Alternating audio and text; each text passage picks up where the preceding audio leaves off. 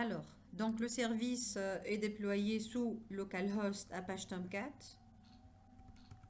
avec le port 8080. Pour le base path du projet, donc là, d'où est-ce que je vais le prendre? Je vais le prendre à partir de là. Donc ici, on a le path du projet du web service. Quand on va l'exécuter avec Postman, il va nous récupérer la liste des étudiants. La voici.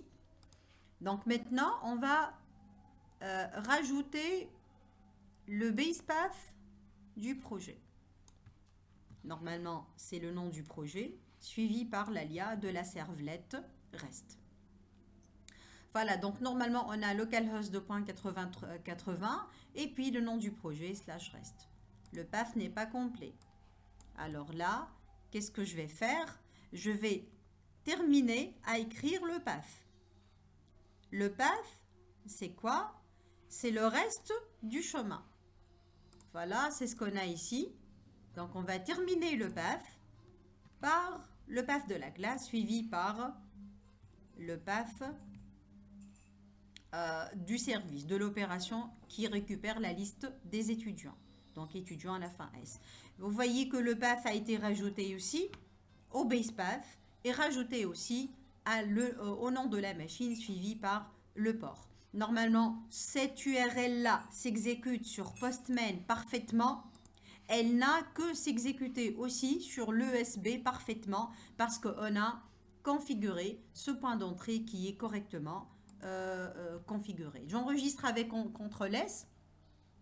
Donc ici, quand on va demander cette URI-là à partir /student à la fin S, à partir du port 8081, normalement, je dois avoir le résultat, c'est-à-dire la liste des étudiants. Avant de faire toute chose, une fois on a placé les composants, il faut faire l'exécution.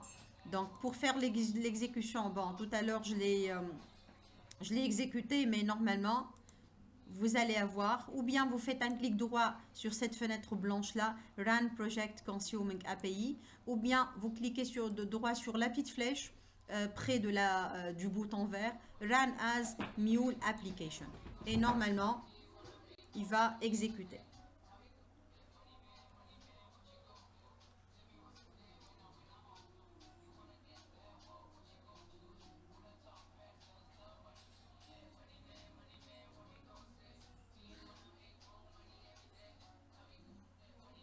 Voilà. Normalement, vous devez attendre jusqu'à ce qu'il mentionne que ce projet-là, a été déployé parfaitement. Donc, c'est deployed.